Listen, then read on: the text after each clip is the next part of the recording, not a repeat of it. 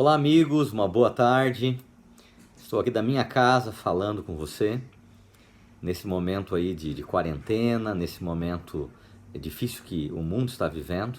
E nós seguimos com as nossas reflexões no Evangelho de João. Nós já tivemos uma introdução a esse Evangelho no primeiro vídeo.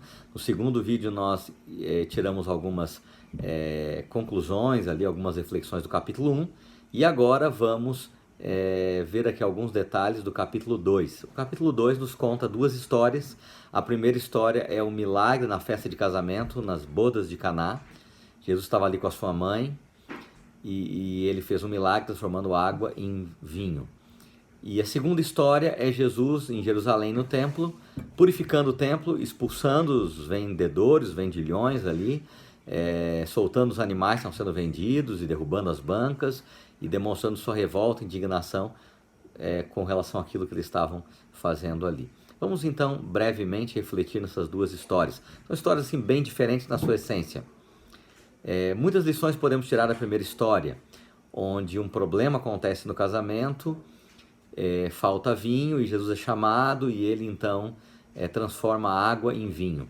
Quando eles levam para a pessoa experimentar o vinho, essa pessoa não sabia do milagre e ali ele diz, olha, geralmente as pessoas dão primeiro o melhor vinho e depois deixam o último para o final, mas você guardou o melhor vinho, o vinho novo até agora.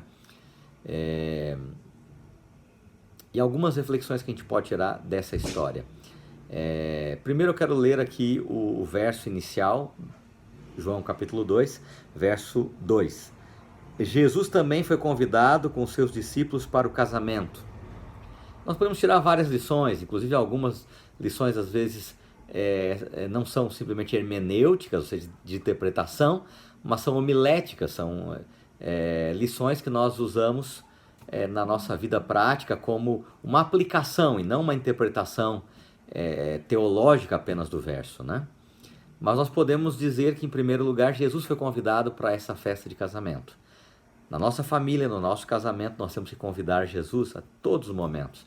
A receita para um casamento que dá certo é um casamento que Jesus é convidado para estar ali em cada momento, de forma que o elo entre ele e ela é ele, Jesus, né? Então isso aqui é muito importante. Segundo, que Maria queria que Jesus agisse, mas ele disse, calma um pouquinho, não é chegada ainda a minha hora. Então, às vezes o problema que nós vivemos, nós oramos, pedimos a resposta de Deus, mas existe a hora certa para que esse problema seja solucionado. Nós também entendemos aqui que Jesus, ele sempre dá o melhor, né? Ali ele faz o milagre, a bebida resultante era o vinho novo, era o melhor que havia. Não era nada velho, nada estragado, nada corrompido.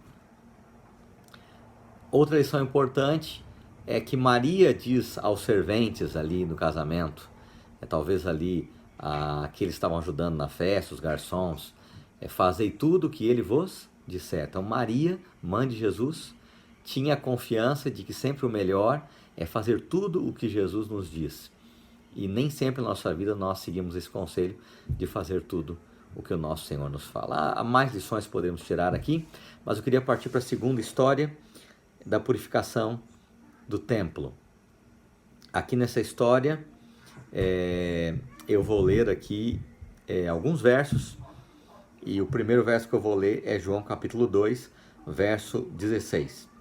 E disse aos que vendiam as pombas, tirai daqui essas coisas, não façais da casa de meu pai casa de negócio. E antes conta que ele pegou um chicote com cordas, ele soltou os animais, né? Derrubou as mesas. Veja, o texto não diz que ele bateu nas pessoas com chicote. Tem pessoas que usam esse texto para justificar que a gente deve ser duro com as pessoas e tal. Mas ele usou aquilo para derrubar as mesas e para soltar os animais. O problema não era talvez tanto a venda dos animais, porque muitos adoradores vinham de longe e não tinham condições de trazer animais para a sua oferta, o sacrifício de animais que havia naquela época. Então era mais cômodo comprar ali.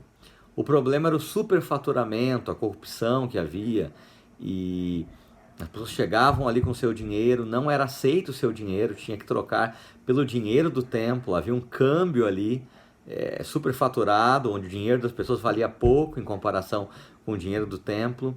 Também o preço dos animais ali, tudo era superfaturado, havia uma exploração das pessoas, principalmente dos mais pobres. E Jesus não aceita esse tipo de coisa, mas em nenhum relacionamento no mundo Deus aceita a opressão dos mais pobres, a injustiça social, a balança enganosa, superfaturamento, explorar as pessoas. Agora, muito mais aliado à igreja, aliado ao templo, esse tipo de atitude. Então, por isso que Jesus, ele foi firme.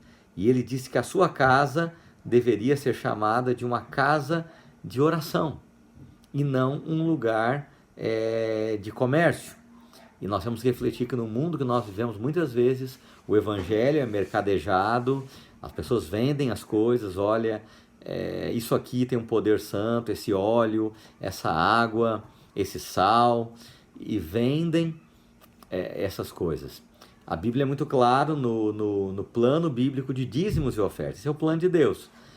Mas muitas vezes existe aí pessoas usando da fé dos outros como exploração. E o que Jesus faria se ele chegasse numa igreja hoje e ele visse essa exploração financeira? Qual a atitude que ele tomaria? Então, nós temos aqui também essa lição.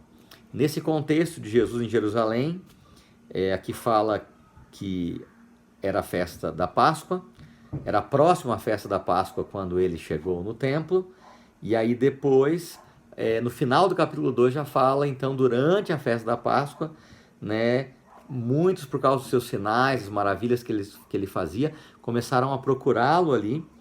E o verso 24 e 25 é muito interessante, diz assim: mas o próprio Jesus não se confiava a eles, porque os conhecia todos, e não precisava que alguém lhe desse testemunho a respeito do homem, porque ele mesmo sabia o que era a natureza humana. Em primeiro lugar, Jesus sabia o que é a natureza humana, porque ele se tornou carne. Em segundo lugar, ele sabia o que é a natureza humana, porque sendo Deus, ele conhecia o coração das pessoas, e ele sabia que muitos o procuravam em busca de milagres, em busca de sinais, buscavam os milagres do Senhor e não o Senhor dos milagres. Então Jesus ele sabia, e por isso que o texto deixa claro. E aí nós temos uma última lição que podemos tirar, né? Você está procurando ao Senhor para receber algo? Você tem um interesse centralizado no seu eu? Ou você busca o Senhor por gratidão pela salvação que Ele nos deu na cruz do Calvário e para adorá-lo, para entregar a sua vida a Ele? Essa é uma reflexão que nós temos que fazer. Que Deus abençoe muito você e a sua família. Nos vemos aí na nossa próxima reflexão, onde vamos refletir no capítulo 3 de João. Um grande abraço a todos. Vamos fazer uma oração agora. Querido Deus, que o Senhor abençoe cada família, cada pessoa que está assistindo este vídeo, que essas lições do Evangelho de João possam nutrir a nossa vida espiritual e nos orientar o que é certo. Por favor, abençoe a cada um de nós. Oramos no nome de Jesus. Amém. Um grande abraço, que Deus abençoe você e a sua família.